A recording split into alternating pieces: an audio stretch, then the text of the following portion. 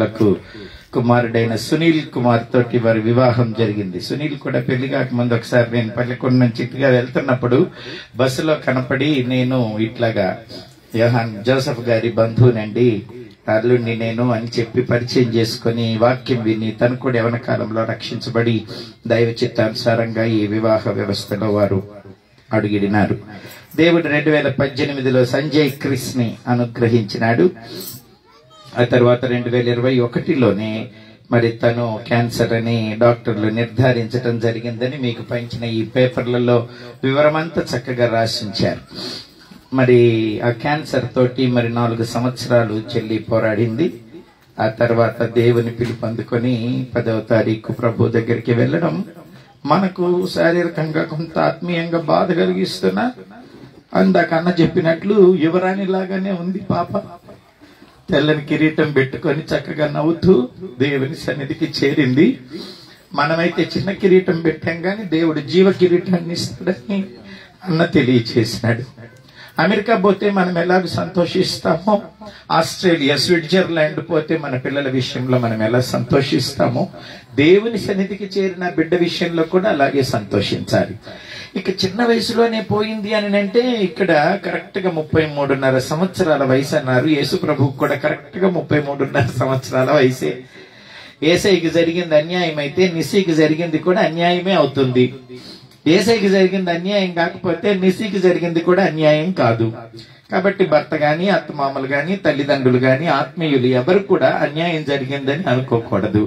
ఎందుకనంటే మన రక్షకుడు, విమోచకుడు, మన సృష్టికర్త, నిత్యుడుగు తండ్రి అయిన యేసయ్య కూడా 33.5 సంవత్సరాలకు మరణించి పరలోకానికి వెళ్ళిపోయినాడు. నా ప్రియ దేవుని పిల్లారా, కనుక నిస్సి కూడా అట్లాగే 33.5 సంవత్సరాల యవన జీవితాన్ని ప్రభు కొరకే బ్రతికింది. 13 సంవత్సరాలకు రక్షణ 2013లో రక్షించబడి మరి సండే స్కూల్ పరిచర్య, యూత్ రిట్రీట్, చర్చ్ పరిచర్యల్లో ఆ బిడ్డ దేవుని కొరకు వాడబడింది. అనారోగ్యంగా ఉన్నా ఇక్కడ ఒక మాట రాస్తుంది, ఎప్పుడూ దేవుణ్ణి నిందించలేదు, ఎప్పుడూ దేవుణ్ణి దూషించలేదు, విశ్వాసాన్ని కాపాడుకుంది. పౌలు భక్తుడు కూడా అదే చెప్పినాడు కదా, నా పరుగు కడముట్టించాను, విశ్వాసాన్ని కాపాడుకున్నాను, మంచి పోరాటం పోరాడాను. శారీరకంగా విశ్వాస పోరాటంలో మరి చిన్న వయసు అయినా కూడాను మరి తను దేవుని నమ్ముకోవటం, నిత్యరాజ్య వారసురాలు అవటం గొప్ప సంగతి. మరి ఇంత దేవుని నమ్ముకున్న బిడ్డలకి ఎందుకు క్యాన్సర్ వచ్చింది అని అంటే ఎలీషా కూడా అనారోగ్యంతోనే చనిపోయినాడు. అతడు కాయిలా పడి చనిపోయినాడట. ఆ తర్వాత దెబోరా కూడా మరి చనిపోయింది. ఆమె కూడా కాయిలా పడే చనిపోయింది. జబ్బు రావడం ఏమి పాపం కాదు, అది శాపం కాదు. కొన్నిసార్లు మనం ఈ లోకాన్ని వదిలి దేవుని దగ్గరికి వెళ్ళడానికి అది ఒక సాధనం. కాబట్టి మన రోగములను, వ్యసనములను భరించిన యేసయ్య ఆయన నలగబట్టబడి, మొత్తబడి, విరవబడి ఆయన పరలోకానికి వెళ్ళాడు. నా ప్రియ దేవుని పిల్లరా, అట్లాగే భక్తులు ఎంతో మంది కాయిలా పడి మరణించినారు. ఆ పిల్లలు కాస్త కామ్ గుంచే పని చేయాలి, తీసుకెళ్ళండి పక్కకి. కాబట్టి జబ్బు, నేనేంటి అంటున్నానంటే అనారోగ్యము ఎప్పుడు శాపం కాదు. క్రీస్తు యేసునందున్న వారికి ఏ శిక్ష విధియు లేదని, అది దేవుని పిల్లలకు కూడా అనారోగ్యం వస్తుంది. ప్రపంచ సువార్థికుడు మరి బిల్లీ గ్రహం గారికి కూడా బ్రెయిన్ ట్యూమర్ వచ్చి చనిపోయినాడు. కాబట్టి దేవుని పిల్లలకు అనారోగ్యం అనేది శాపము కాదు, అది పాప ఫలితము కాదు, అది దేవుడు అనుమతిస్తాడు. కాబట్టి తనకి ఎప్పుడైతే అనారోగ్యం ఎక్కువైపోతుందో తనకు అర్థమైపోతుంది, నేను దేవుని దగ్గరికి చేరుతున్నానని. సడన్ గా చచ్చిపోయే వాళ్ళకంటే కొంచెం అనారోగ్యం వచ్చి కాస్త కనిపెట్టి సిద్ధపడి వెళ్ళడమే మంచిదని నా ఉద్దేశం. ఎందుకు తెలుసా, మనం చనిపోతామన్న ఒక సిద్ధపాటు ఉంటుంది. కాబట్టి మనుషులతో, దేవునితో సమాధాన పడుతూ, మనకి ఇంకా ఏమైనా ఉంటే అవి సరి చేసుకుంటూ దేవునికి మరింత దగ్గరగా, ఇష్టలుగా మారడానికి అవకాశం ఉంటుంది అనారోగ్యం వస్తే. కాబట్టి నేను కూడా ప్రభువుకి ఏమని ప్రార్థన చేస్తానంటే, సడన్ గా తీసుకుపోబాక నన్ను కూడా అని ప్రార్థన చేస్తున్నా. చాలా సార్లు నేను వ్యక్తిగతంగా ప్రార్థన చేసుకునేటప్పుడు సడన్ గా తీసుకెళ్లిపోతే, కొన్నిసార్లు మనం స్వపరీక్ష చేసుకోవటానికి, దేవునికి దగ్గర అవడానికి, కొన్ని సెటిల్ చేసుకోవటానికి కూడా టైం ఉండకుండా వెళ్ళిపోతారు కొంతమంది. అట్లా కాకుండా మనము దేవునితో గడుపుతూ, దేవుని మీద ఆధారపడుతూ, దేవుని కృపను కోరుకుంటూ, మరణానికి సిద్ధపడుతూ, పరలోకానికి శుభ నిరీక్షణతో ఎదురు చూస్తూ వెళ్లే మరణం చాలా మంచిదనే నా ఉద్దేశం. కాబట్టి మరి నిస్సీకి దేవుడు మంచి మరణం ఇచ్చాడనే చెబుతున్నాను. కాబట్టి తను 33.5 సంవత్సరాలు జీవించిన చాలా భక్తిగా, ఇందాక అన్న చెప్పినాడు, ఒక కూతురుగా, కోడలుగా, భార్యగా, చెల్లిగా, తల్లిగా అన్ని బాధ్యతలు 33.5 సంవత్సరాల్లో పోషించింది నిస్సి. తన పని అయిపోయింది కాబట్టి దేవుడు తనను తన రాజ్యానికి పిలుచుకున్నాడు. ఇప్పుడు కాకపోతే ఇంకొకసారైనా మనం వెళ్ళిపోవాల్సిందే. కొంతమంది 5 సంవత్సరాలకి చనిపోతారు కదా, కొంతమంది పుట్టగానే చనిపోతారు కదా, కొంతమంది చదువుకుంటూ 10వ తరగతిలో చచ్చిపోతారు కదా. ఇప్పుడు అన్ని అనుభవించి, అన్ని బాధ్యతలు నెరవేర్చి, రక్షణ పొంది, సాక్ష్యాన్ని కాపాడుకొని, విశ్వాసాన్ని కాపాడుకొని, నిత్య జీవానికి ధైర్యంగా, నిరీక్షణగా వెళ్ళిన నిస్సి విషయంలో అక్క గాని, అన్న గాని, మరి వారి అత్తమామలు గాని, భర్త గాని, కొడుకు గాని, అక్క చెల్లెళ్ళు ఎవ్వరూ బాధపడకూడదు. అన్నవాళ్ళు 5 ఆడపిల్లలు ఉన్నా కూడా మరొక 2 పిల్లల్ని దత్తత తీసుకొని, మగ పిల్లల్ని వాళ్ళని కూడా చదివించారు. వారిలో ఒక అబ్బాయి అకాల మరణాన్ని పొందాడని విజయ్ నాతో చెప్పాడు. మరి వారి ప్రేమ చాలా గొప్పది. మీ ప్రేమకు ప్రతిఫలంగా ప్రభు నిస్సిని త్వరగా పరలోకం తీసుకువెళ్ళి ఆయన సిద్ధపరిచిన దీవెన, ఆశీర్వాదం, మనం నిరీక్షిస్తున్న అక్షయ కిరీటాలు గాని, ఆ రక్షణ కిరీటం గాని, జీవ కిరీటం గాని, మరి రక్షణ వస్త్రాలు గాని, కొత్త పేరు గాని అన్ని పొందుకోవటానికి మనకంటే ముందుగా నిస్సి పరలోకానికి వెళ్ళింది. తను ఎంతో భాగ్యవంతురాలు. మరి భర్త సునీలు యవన కాలంలో ఉన్నాడు.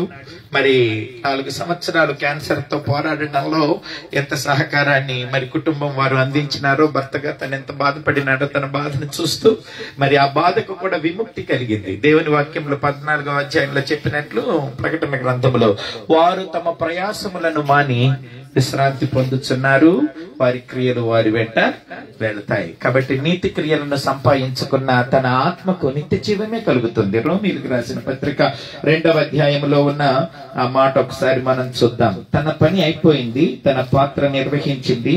మన రాజు మన రక్షకుడైన, పునరుద్ధానుడైన, నిత్య జీవాధిపతి అయిన యేసు ఒడికి చేరింది.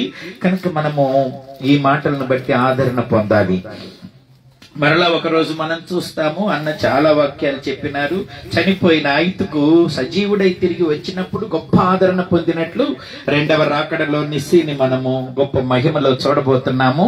ఆ నిరీక్షణతో మనం ఆదరణ పొందాలి. రోమీయులకు రాసిన పత్రిక 2వ అధ్యాయం 7వ వచనం చూస్తే, సత్క్రియను ఓపికగా చేయుచు మహిమను, ఘనతను, అక్షయతను వెదకు వారికి నిత్య జీవమునిచ్చును అన్నాడు. ఆ తర్వాత 10వ వచనంలో కూడా, సత్క్రియ చేయు ప్రతి వానికి, మొదట యూదునికి గ్రీసు దేశస్థునికి కూడా మహిమయు, ఘనతయు, సమాధానమును కలుగును. ఈ లోక బాధ్యతల నుంచి, రోగపూరితమైన శరీరము నుంచి ఆమె విశ్రాంతి పొంది ఇప్పుడు ప్రభువుతో ఉన్నది. అంతేకాదు తన ఆత్మకు మహిమ, ఘనత, సమాధానం దేవుడు అనుగ్రహించాడు. అక్షయత, నిత్య జీవము, మొత్తం 5 ఉన్నాయి. 7వ వచనం 10వ వచనం 2 కలుపుకుంటే మహిమ, ఘనత, అక్షయత, నిత్య జీవము. 10వ వచనం కనుక మనం చదివితే, 10వ వచనం మనం చదివితే అక్కడ మహిమ, ఘనత, సమాధానము మొత్తం కలిపితే మహిమ, ఘనత, అక్షయత, సమాధానము, నిత్య జీవము. 5 విషయాల్లోకి ఆమె వారసురాలై వెళ్ళింది. కనుక సునీల్, అట్లాగే అక్క, అన్న, వారి అత్త, మామ, వాళ్ళ చెల్లెళ్ళు, తోబుట్టువులు, ఆత్మీయులు అందరూ కూడా మనం ఏ పరలోకం కోసం నిరీక్షిస్తున్నామో ఆ పరలోకం ఆమె చేరింది మనకంటే ముందుగా. అమెరికా పోతే సంతోషించినట్లు ప్రభువు సన్నిధికి చేరిన నిస్సిని బట్టి మనం సంతోషించాలి. సత్క్రియలతో మరణించింది కాబట్టి తన ఆత్మకు నిత్య జీవమే. కీర్తనల గ్రంథం 16వ అధ్యాయంలో ఒక మాట చదువుతుంటే అచ్చంగా ఇవి నిస్సికి చక్కగా పోల్చబడుతున్నాయి అని నేను ఆదరణ పొందినాను. ఆ మాటలు ఈ దీంట్లో కూడా అది రాసినారు. నేను ఇక్కడికి వచ్చేటప్పుడు నేనేం చెప్పాలి ప్రభు అన్నప్పుడు దేవుడు ఈ మాటలు గుర్తు చేసినాడు. 16వ అధ్యాయం 5వ వచనం, యెహోవా నా స్వాస్థ్య భాగము, నా పానీయ భాగము, నీవే నా భాగమును కాపాడుచున్నావు. మనోహర స్థలములలో నాకు పాలు ప్రాప్తించెను, శ్రేష్టమైన స్వాస్థ్యము నాకు కలిగెను. నాకు ఆలోచనకర్త అయిన యెహోవాను స్తుతించెదను. రాత్రి గడియలలో నా అంతరింద్రియము నాకు బోధించుచున్నది. సదాకాలము యెహోవా యందు నా గురి నిలుపుచున్నాను. ఆయన నా కుడి పార్శ్వమందు ఉన్నాడు కనుక నేను కదల్చబడను. అందువలన నా హృదయము సంతోషించుచున్నది, నా ఆత్మ హర్షించుచున్నది. ఒకసారి ఆ నవ్వుతున్న నిస్సినే ఈ మాటలన్నీ చెప్తున్నారు అనుకోండి. నవ్వుతున్న నిస్సి ఈ మాటలు చెప్తుంది అనుకోండి, చెబుతోంది. అవును, ఇల్లు వదిలిపెట్టిపోయిందే, బిడ్డను వదిలిపెట్టిపోయిందే, భర్తను వదిలిపెట్టిపోయిందే, బిఎస్సి ఫార్మసీ చదివితే చదువు వదిలిపెట్టి వెళ్ళిపోయిందే, మనల్ని వదిలిపెట్టి వెళ్ళిపోయింది అనుకోబాకండి. నిజమే, వదిలిపెట్టి వెళ్ళిపోయింది. కానీ ఇవి క్షయమైనవి, ఇవి తాత్కాలికమైనవి, ఇవి శిథిలమైపోయేవి. కానీ శిథిలము కాని నిత్యమైన స్వాస్థ్యాన్ని చేరుకోవటానికి వెళ్ళింది ఆవిడ. అందుకే ఈ మాటలు చూడండి, యెహోవా నా స్వాస్థ్య భాగము అంటే యెహోవానే తన ఆస్తిగా సంపాదించుకుంది గనక ఆ ప్రభు దగ్గరికి వెళ్ళింది. నా పానీయ భాగము, నీవే నా భాగమును కాపాడుచున్నావు. ఇప్పుడు దాకా ఆయన అక్కడ కాపాడాడు, ఇక్కడ కూడా ఆయనే కాపాడుతాడు. తన భాగం తన భర్త, తన తల్లిదండ్రులు, అత్తమామలు, తన కడుపున పుట్టిన సంజయ్, ఏం పేరు నీకు? క్రిస్సా. చాలా యాక్టివ్గా ఉన్నావురా నువ్వు. సంజయ్ క్రిస్ తన భాగం, ఆ భాగాన్ని దేవుడే కాపాడుతాడు అన్న చాలా మాటలు చెప్పారులే వాక్యాల్లో నుండి. అందుకని నేను వ్యవహార రీతిగా కొన్ని మాటలు మీతో మాట్లాడుతున్నాను. నా భాగమును నీవే కాపాడుతావు. అమ్మ, నాన్న, అక్క చెల్లెళ్ళు, కడుపున పుట్టిన బిడ్డ, కట్టుకున్న భర్త, ఈ ఆస్తి పాస్తులు ఇవన్నీ నిస్సి భాగం. ఆ భాగాన్ని ఆమె విడిచెళ్ళిపోయింది. దేవుడే ఈ భాగాన్ని కాపాడుతాడు, దేవుడే కాపాడుతాడు. తరతరములకు మాకు నివాస స్థలము నీవే. కాబట్టి దేవుడే మనకు నివాస స్థలం, మన కేడెం, మన కొండ, మన కోట, మేము నమ్ముకొనదగిన సహాయకుడు దేవుడు.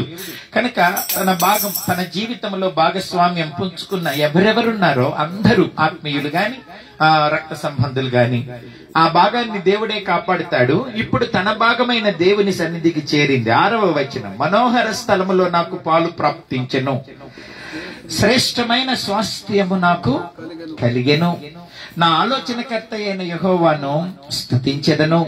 రాత్రి గడియలలో నా అంతరింద్రియము నాకు బోధించుచున్నది. సదాకాలం యెహోవా యందు నా గురి నిలుపుచున్నాను. ఆయన నా కుడి పార్శ్వమందున్నాడు కనుక నేను కదల్చబడను. గతించని, కదల్చబడని, మరణము లేని, ఇక దుఃఖము లేని, ఇక రోగం లేని, ఇక కన్నీరు కష్టం లేని అద్భుత రాజ్యంలో దేవుని కుడి పార్శ్వమున కూర్చోటానికి నిస్సి పిలువబడింది. కాబట్టి ప్రియ దేవుని పిల్లరా, ఆమె ఆత్మ హర్షిస్తోంది. 9వ వచనం, అందువలన నా హృదయం సంతోషించుచున్నది, నా ఆత్మ హర్షించుచున్నది. 10వ వచనం చూస్తే శరీరం కూడా సురక్షితంగా ఉందట. ఎక్కడ? సమాధిలో. సమాధిలో శరీరం సురక్షితంగా ఉంది. దేవుడు వచ్చేదాకా అది అక్కడ భద్రం చేయబడుతుంది. దేవుడు వచ్చినప్పుడు మహిమ దేహంతో మనము నిస్సి దేహాన్ని చూడబోతున్నాము. అదే మన నిరీక్షణ. అదే కదా తెస్సలోనికైల పత్రికలో, నిరీక్షణ లేని ఇతరుల వల్లే దుఃఖపడండి. దుఃఖపడకపోతే ఎట్లా? నేను కూడా ఏడుస్తున్నాను కదా, నేను కూడా ఏడుస్తున్నాను. అయితే మన దుఃఖము నిరీక్షణతో కూడిన దుఃఖం, అంతేగాని నిరీక్షణ లేని దుఃఖం కాదు. కాబట్టి ఒక రోజు మనం ఆమెను చూస్తాం, మహిమ దేహంతో చూస్తాం, పరిశుద్ధులలో చూస్తాం, ప్రభుతో కూడా చూస్తాం. ఇప్పుడు ప్రభుతో ఆమె జీవిస్తుంది కనుక ఈ మాటలను బట్టి అందరూ ఆనందపడాలి, ధైర్యపడాలి, నిరీక్షణతో ఉండాలి, ధైర్యంగా ఆదరణ పొందాలి. చూడండి, శరీరం కూడా అక్కడ సురక్షితంగా ఉంది. 10వ వచనం, ఎందుకనగా నీవు నా ఆత్మను పాతాళంలో విడిచిపెట్టవు అన్నాడు. ఈ పరిశుద్ధుని కుళ్ళు పట్టనీయవు అనేది క్రీస్తుని గురించి చెప్పిన మాట. 11వ వచనం చూడండి, జీవ మార్గము నీవు నాకు తెలియచేసేదవు, నీ సన్నిధిలో సంపూర్ణ సంతోషం కలదు, నీ కుడి చేతిలో నిత్య సుఖములు కలవు. ఇక కష్టం లేదు, దుఃఖము ఉండదు. నా తండ్రి ఇంటిలో, నా తండ్రి ఇంటిలో, నా తండ్రి ఇంటిలో దుఃఖము ఉండదు. నా తండ్రి ఇంటిలో నిత్యమానందమానందమే, నిత్యమానందమానందమే. కాబట్టి ఈ లోకంలో 33.5 సంవత్సరాలు తన జీవితాన్ని ప్రభువు కొరకు బ్రతికి అన్ని బాధ్యతలు పోషించి తన పరుగు కడముట్టించి విశ్వాసాన్ని కాపాడుకొని ప్రభు సన్నిధి చేరిన నిస్సి మనందరికంటే భాగ్యవంతురాలు, ధన్యురాలు, ఆశీర్వాదానికి వారసురాలు, ఆ ఆశీర్వాదాన్ని స్వతంత్రించుకోవడానికి వెళ్ళింది. కాబట్టి సంజయ్ క్రిస్ అమ్మ ఎక్కడికి పోయిందని అంటే ప్రభు దగ్గరికి పరలోకానికి వెళ్ళింది అని చెప్పాలి, ప్రభుతో ఉంది అని చెప్పాలి, మరలా వస్తుంది అని చెప్పాలి, మేం కలుసుకుంటాం అని చెప్పాలి. ఏం సంజయ్ క్రిస్, ఓకేనా? అమ్మ ప్రభుతో ఉండటానికి వెళ్ళింది, ప్రభు దగ్గర బహుమానాలు పొందటానికి వెళ్ళింది, మనందరి కొరకు అక్కడ నివాసాలు సిద్ధం చేస్తున్న ప్రభుతో కలిసి పని చేయటానికి వెళ్ళింది, తండ్రి కుడి పార్శ్వాన కూర్చొని మనందరి కొరకు విజ్ఞాపన చేయటానికి వెళ్ళింది, ఇంతకంటే గొప్ప బాధ్యతలు పోషించటానికి అక్కడికి వెళ్ళింది. తన సరిహద్దులు విశాలపరచబడ్డాయి, తన బాధ్యతలు ఇంకా పెరిగినాయి. ప్రభుతో కలిసి ఆమె జీవించటానికి పరలోకానికి వెళ్ళింది. కాబట్టి అక్కడ ఆత్మ సంబంధమైన పనుల్లో దేవుడు ఆమెను రిక్రూట్ చేసుకున్నాడు. చప్పట్లు కొట్టి అందరూ దేవునికి స్తోత్రం చెప్పాలి. ఈ బాధ్యతలను విడిచింది, ఆ బాధ్యతలను స్వీకరించడానికి ఆత్మలోకానికి, ఆత్మ దేవుని దగ్గరికి వెళ్ళింది. కనుక ఆమెకు ప్రమోషన్ జరిగింది, అడ్రస్ మారింది, బాధ్యతలు మారినాయి.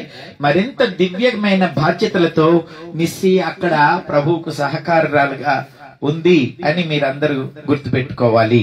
అయితే చివరిగా ఎవరు మనల్ని ఆదరిస్తారంటే అయ్యగారు చెప్పారు, దేవుడే మనల్ని ఆదరిస్తాడు. ఆదరణ కర్తవు, అనాథలుగా విడువవు, నీ తోడు నాకుండగా ఒంటరిని కానెన్నడు. యేసయ్యా నా యేసయ్యా, యేసయ్యా నా యేసయ్యా, యేసయ్యా నా యేసయ్యా, యేసయ్యా నా యేసయ్యా. ఎప్పుడు నిస్సి ఏం చేస్తుంది, ఎక్కడుంది, ఏం జరుగుతుంది అని అనుకున్నా మీరందరూ గుర్తు చేసుకోవాల్సింది కీర్తనల గ్రంథం 16వ అధ్యాయం 5 నుంచి చివరి దాకా చదువుకోండి. నిస్సి అక్కడే ఉంది, ఆ స్వాస్థ్యాన్ని అనుభవిస్తుంది, ఆ జీవంలో ఉంది, ఆ సుఖ సంతోషాలతో ఉంది. నిస్సి ప్రభుతో మనకంటే బాగా ఉంది, ప్రభు దగ్గర ఉంది, మన కోసం అక్కడ విజ్ఞాపన చేస్తారు కదా. కలెక్టర్ పక్కన ఆమె ఉద్యోగస్తురాలైతే, సీఎం పేషిలో ఆమె ఉద్యోగస్తురాలైతే, ఒక ప్రధానమంత్రి దగ్గర ముఖ్య సలహాదారైతే, తన భర్తకి ఏం కావాలో, కొడుకుకి ఏం కావాలో, తల్లికి, చెల్లెళ్ళకి, అత్తకి, మామకి, సంఘానికి ఏం కావాలో అన్ని ఇట్టే శాంక్షన్ చేస్తుందా లేదా? మరి ఈ పిఎం, ఆ సీఎం, ఆ కలెక్టర్ కంటే రాజుల రాజు, ప్రభులకు ప్రభు, అందరి పోషకుడు, సర్వాధికారి అయిన యేసు ప్రక్కన కూర్చుని మన కొరకు విజ్ఞాపన చేస్తుంది. మన మనిషి ఒకరు పరలోకంలో ఉన్నారు. చప్పట్లు కొట్టి దేవునికి స్తోత్రం చెప్పాలి. ఎందుకు? తన భర్తను, అత్తమామలను, తల్లిదండ్రులను, కడుపును పుట్టిన కొడుకును అందరినీ కూడా రికమెండ్ చేయటానికి, విజ్ఞాపన చేయటానికి, మనకు కావలసినవన్నీ దేవుని దగ్గర నుంచి సమకూర్చటానికి షీ ఈస్ దేర్, అక్కడుంది. కాబట్టి అమ్మ లేదే, మా ఆవిడ లేదే అనుకోవద్దు. సునీల్, ఆమె దేవునితో ఉంది, దేవుని ప్రక్కన ఉంది, మన కొరకు విజ్ఞాపన చేస్తుంది. ఇప్పుడు సర్వాధికారి అయిన ప్రభుతో ఉంది కనుక మనకేం కావాలో దేవుడు అవన్నీ సమకూరుస్తాడు. ఆయన మనల్ని అనాథలుగా విడిచిపెట్టనని చెప్పినాడు. కాబట్టి తల్లి, తండ్రి, అత్త, మామ, అక్క, చెల్లెళ్ళు అందరికంటే ఎక్కువగా ఇప్పుడు ఒంటరితనాన్ని ఫీల్ అయ్యేది సునీల్, ఆ తర్వాత సంజయ్ అని నేను అనుకుంటున్నాను. మనమందరం కూడా ఫీల్ అవుతున్నాంలే. ఎప్పుడు తన పక్కన ఉండే భార్య, ఎప్పుడు ఒడిలో లాలించే తల్లి దూరమైతే మనందరికంటే ఎక్కువగా వేదన పడేది, ఆ కొరతను ఫీల్ అయ్యేది మరి భర్త, కొడుకు మాత్రమే. ఒక్క మాట నేను చదివి నా మాటలు ముగిస్తా. ఇంకా మాట్లాడవలసిన వారు వెనుక ఉన్నారు కనుక. యెషయా గ్రంథము 66వ అధ్యాయము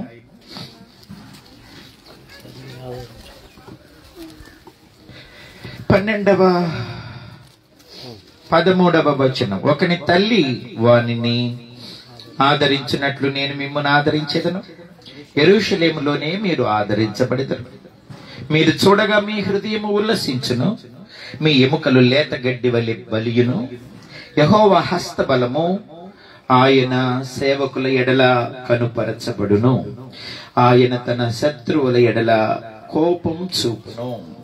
ఇంకో మాట 12వ వచనం కూడా చదివితే ఇది సంపూర్ణమవుతుంది. యెహోవా ఇలాగు సెలవిచ్చుచున్నాడు, ఆలకించుడి, నది వలె సమాధానము ఆమె యొద్దకు పారజేతునన్నాడు. ఇప్పుడు ఆయన యొద్దకు, ఆ బాలుని యొద్దకని మనం చదువుదాం.